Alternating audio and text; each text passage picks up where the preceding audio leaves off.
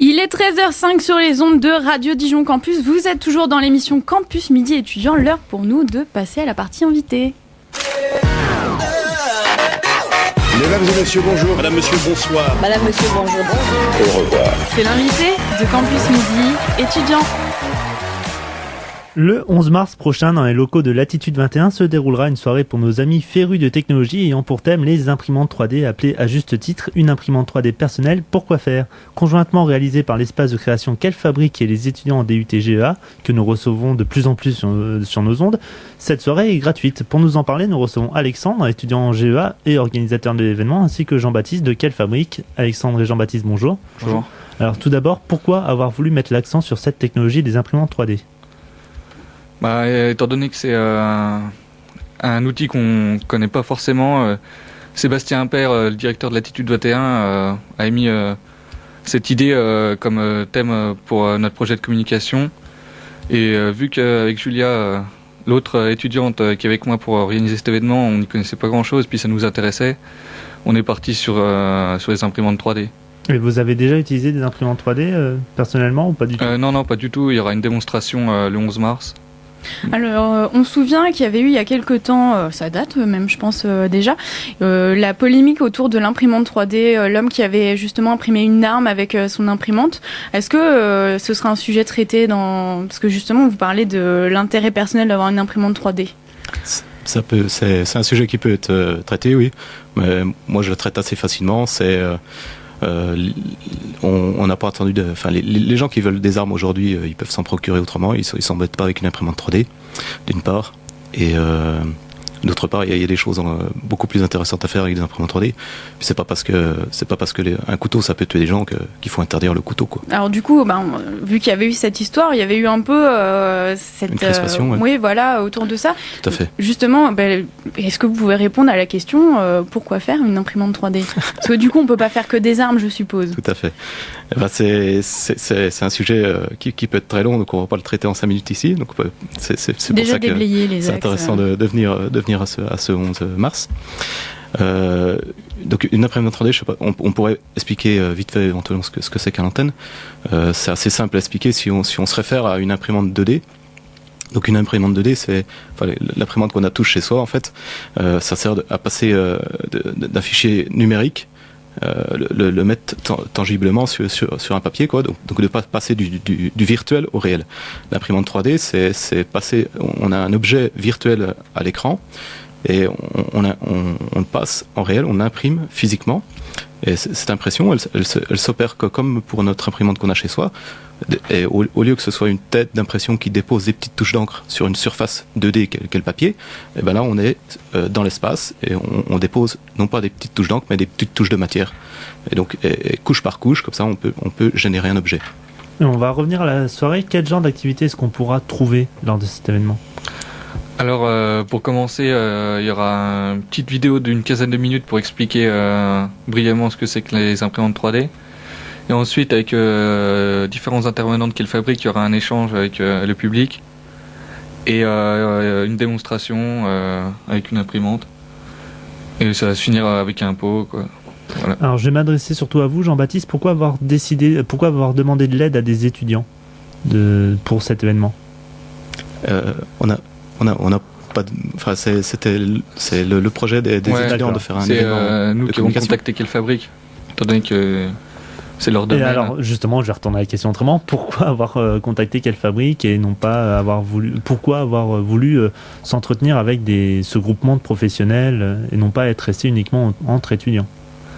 Parce qu'il fallait des connaissances et c'est Sébastien Impair qui nous avait donné le nom de l'association Quelle Fabrique et on les a contactés après qu'ils nous en aient parlé. C'est ça. Donc moi-même et Quelle Fabrique, on a déjà manipulé des imprimantes 3D, on a déjà une petite expertise. On n'est pas des professionnels, on est des amateurs dans le cadre d'une association. Et nous c'est un de nos premiers intérêts dans cette affaire, c'est de promouvoir l'imprimante 3D, de promouvoir cette technologie et les usages qu'on pourrait en tirer. Et au final, combien d'étudiants sont sur le projet ? On est 2, il y a moi et Julia en série qui devait être là aujourd'hui mais elle n'a pas pu. Et ça fait combien de temps que vous travaillez sur cet événement ? On va dire on s'est penché sur les imprimantes 3D juste avant les vacances de Noël. Mais justement, est-ce que c'était dur pour vous d'avoir ce contact avec des associations comme Quelle Fabrique, ou est-ce que vous avez été pris au sérieux directement? Parce qu'on sait qu'en tant qu'étudiant, ça nous arrive malheureusement que quand on contacte des personnes, on dit voilà, on est étudiant, et tout de suite ça nous raccroche au nez parce que oui, les étudiants, voilà quoi. Ah non, ça a été très rapide. Dès que Sébastien nous avait donné le nom de Quelle Fabrique, on a envoyé un mail le lendemain, puis j'avais reçu une réponse de la journée de Laurence de Quelle Fabrique, quoi. Et au final, qu'est-ce que vous en tirez pour vous dans vos études? Nous, étant donné que c'est un projet de communication, c'est de contacter différents médias comme Radio Campus ou bien le bien public. C'est plus sur l'organisation, nous. D'accord, et ça va vous aider plus tard dans votre métier, je présume? Ouais, surtout que si on compte continuer dans le marketing ou bien la communication, donc c'est un domaine qui m'intéresse.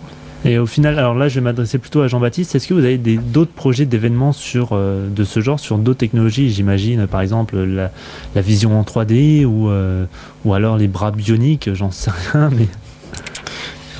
Pour ma part, pas spécialement. Enfin, il y a des activités liées aux nouvelles technologies sur Dijon. On en trouve quand on tend l'oreille correctement. Je ne sais pas si vous avez entendu parler des barcans, ça c'est des événements intéressants. Oui.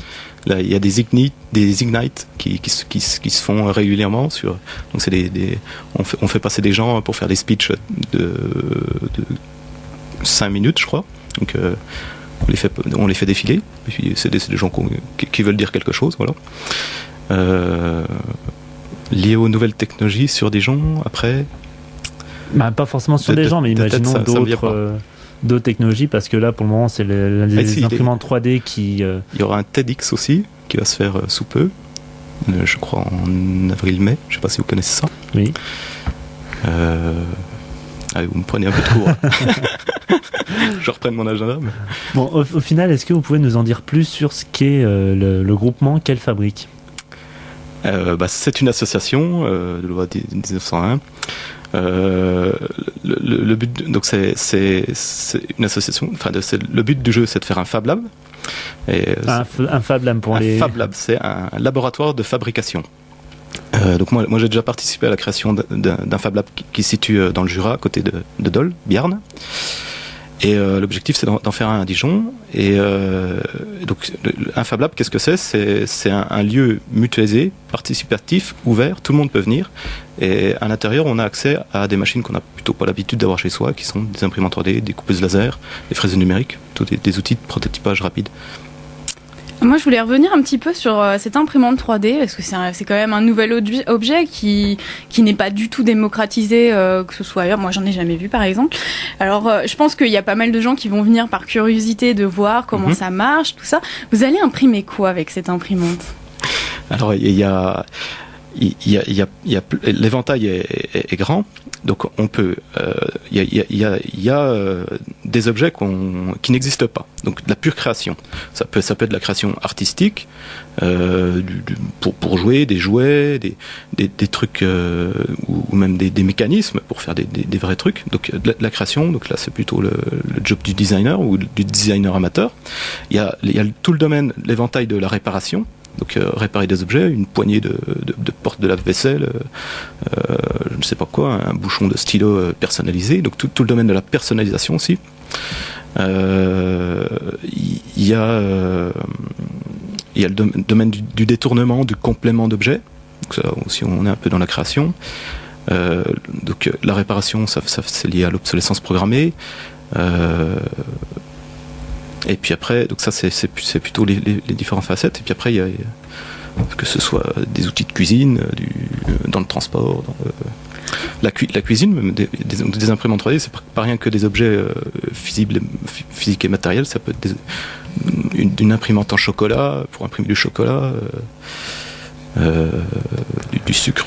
Et au final, vous pensez que l'imprimante 3D a un réel avenir dans le monde des particuliers? Parce qu'on voit en ce moment, on sait qu'avec l'imprimante 3D, par exemple, on a des fabrications qui ne sont pas possibles autrement. J'imagine par exemple une boule dans un cube. Exactement, ouais. Qui ne peut pas être fait autrement que par imprimante 3D. Et donc vous pensez réellement que ça va se faire, ça va se démocratiser de plus en plus, ou ça va rester juste un gadget pour...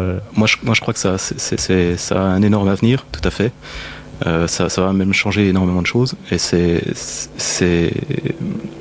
plus que nécessaire d'anticiper ça si on veut que ça se passe le mieux possible, quoi. Eh ben, merci d'avoir été avec nous dans les studios. Donc, on rappelle, c'est le 11 mars prochain dans les locaux de Latitude 21. Si vous voulez voir une imprimante 3D en vrai, ce sera l'occasion sur le thème, donc la question, une imprimante 3D personnelle, pourquoi faire? Merci d'avoir été avec nous. Nous, on se fait une petite pause musicale avec le groupe Oh the Tiger Mountain et on revient tout de suite après avec l'association ESN Inside Dijon.